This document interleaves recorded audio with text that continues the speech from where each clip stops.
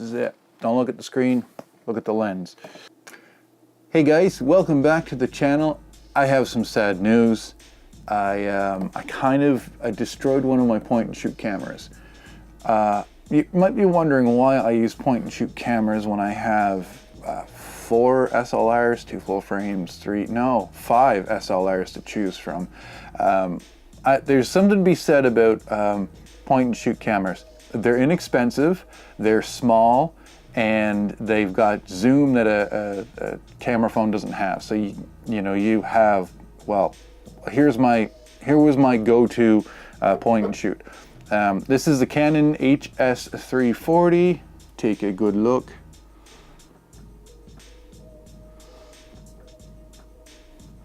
Fancy. 12 times optical zoom, image stabilization, a little wider screen than say an iPhone. So this was perfect for doing vlogs. It was also really good at time lapse. If you did record, just recorded a movie and then increase the speed in post.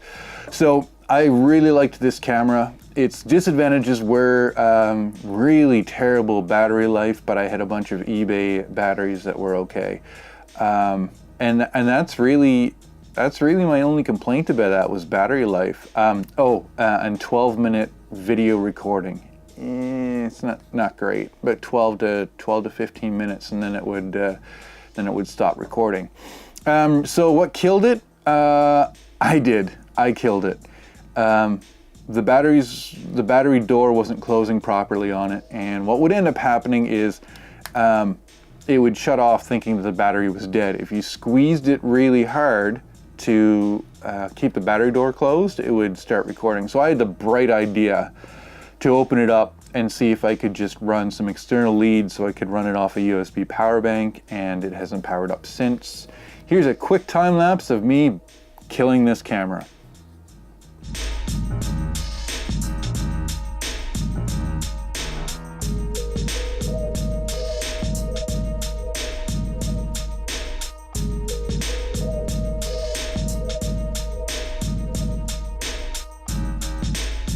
Now, what am I going to replace it with? Well, I checked to see online at the new one, which is an Hs360, and it's now $279. Oh, I should tell you how much I paid for this. This was $159.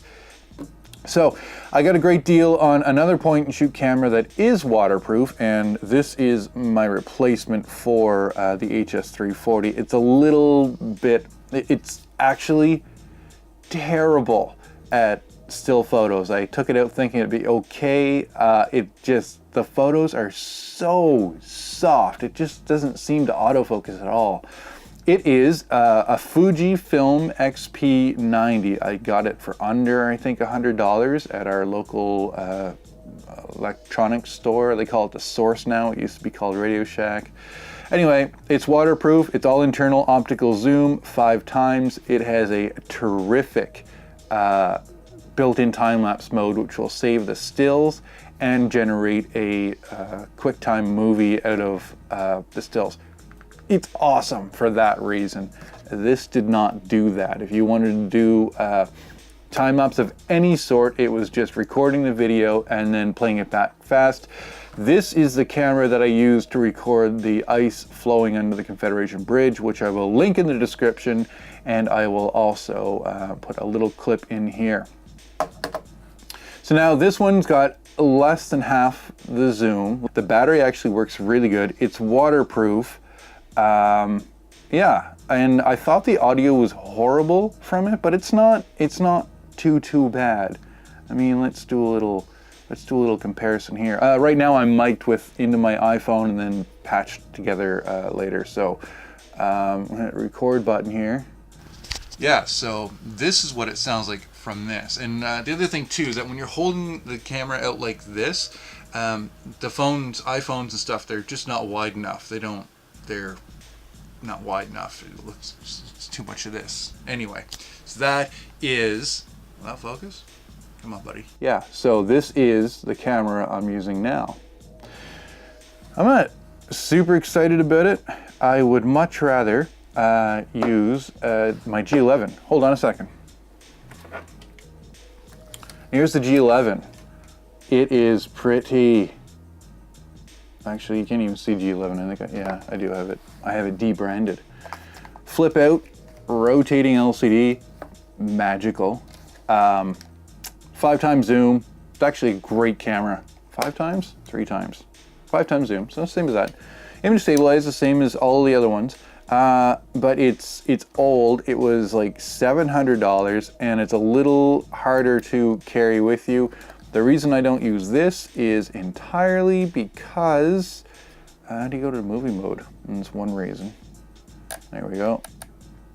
It only records SD video. How do you record? Oh yeah, it doesn't even have a record button. Boy, that's how often I've used this for video. So this is what it looks like when you take this is what it looks like when you take SD video and you put it into an HD. It's a tiny little square. There you go. Magical for stills. Really good at stills. Full manual controls, auto exposure lock, auto focus here. Here. There we go. Auto exposure lock, stabilized, built-in flash, flash hot shoe on top of it, which is pretty incredible. What else to do? No time-lapse feature. It's time-lapse feature is so basic. I mean, the only SLR that I have that has a time-lapse feature is the 5D Mark II, which I'm filming on now. Anyway, when this camera died, I thought maybe I'd go through Lightroom and see and pull out all of my favorite photos out of a Lightroom. So yeah. Rest in peace, little HS340. I will not replace you with an HS360. There's just a couple of, it's too expensive. It's no longer something I can throw in my bike bag and just ride, not worry about it. Yeah. So here are my favorite photos from this point and shoot camera. So it's no big surprise that all of these photos are coming from cycling adventures. Of course, one of the big features that I like about point and shoot is it offers a little bit more flexibility, a little bit more range. So it's nice to have on your person when you're doing these cycling trips. These photos are from the Cape Breton National Park. It was a 3-day cycling tour covering about 100 kilometers per day. So you're not going to take an SLR camera with you when you have to spend 6 to 8 hours in the saddle. In the winter, the camera performed pretty well. The cold did have an adverse effect on the battery, but the exposure bias was something I used quite frequently. A little extended kind of feature. It did have not a bad little macro feature on it. It was alright. The camera was terrible in low light, but you know, if you use the camera within its designed where it's intended to be used, they worked really great. I'd highly recommend this. And there's that 12 times optical zoom, the snowshoe hare, reaching across the Charlottetown Harbor to the Blockhouse Lighthouse. And whatever sea creature this is, I don't know, but there's some macro for you. The Red Dirt Tour, 2015, when it didn't rain. And there's a good example of the auto exposure lock. Again, these are just on my way to work on bicycle. Well guys, I hope you enjoyed that little walk down memory lane. I don't know if you know this about Lightroom, but you can see all of the different camera bodies that you've ever used to take photos. Plus you can see which lens you were using at the time, that sort of thing. And Apple Photos will do the same thing. You just have to set up a smart album, and then I think there's a drop down where you can just define all of the photos that you want from that camera. So that's pretty cool. Yeah, so hope you enjoyed the video, hope you enjoyed the photos, and point and shoot cameras will always have a home in my camera bag. Thanks for watching, and any questions, down in the comments.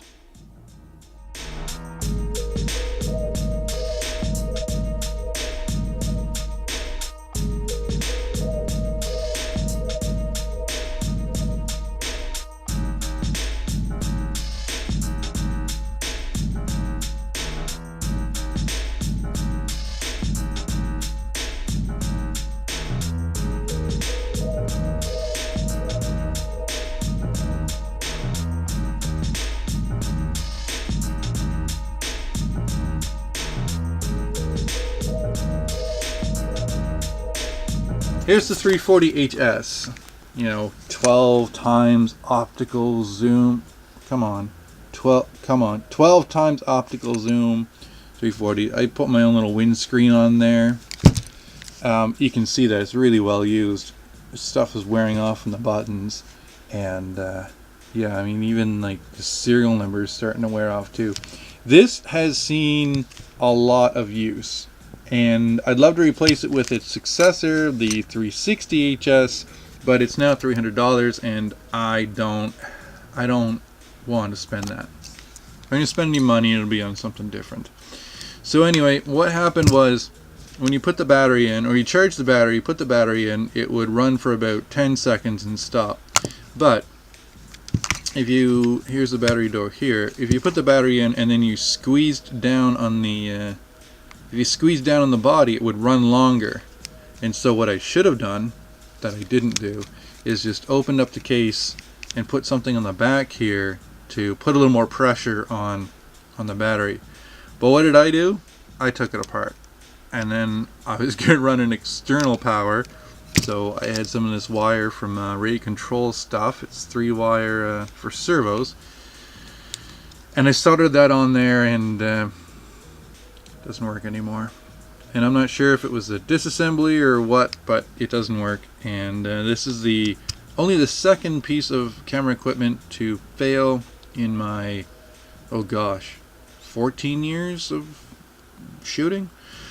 The first piece of equipment to fail that I was able to repair, but not to a point where I would trust it, is this EFS 17-85 camera. This actually broke when I was on assignment on the apron at Charlottetown Airport before I was going on an assignment in Newfoundland. There's a ribbon cable that's somewhere up here, back there anyway, controls the aperture. It actually snapped in half, and that was the end of that. So I was able to repair that, getting a part off of eBay, but it sometimes will throw an error 99, so I don't use it for anything anymore. Now I need to find a replacement for this, I think. I mean, I'm not really keen on this XP90 because it doesn't take good still photos, and it's only it's less than half of the zoom. And believe it or not, the zoom was pretty important on this one. I used it for a lot of time lapses, which was just hitting record and speeding it up in post. I wish this had worked. This was my favorite camera. I'm gonna miss it.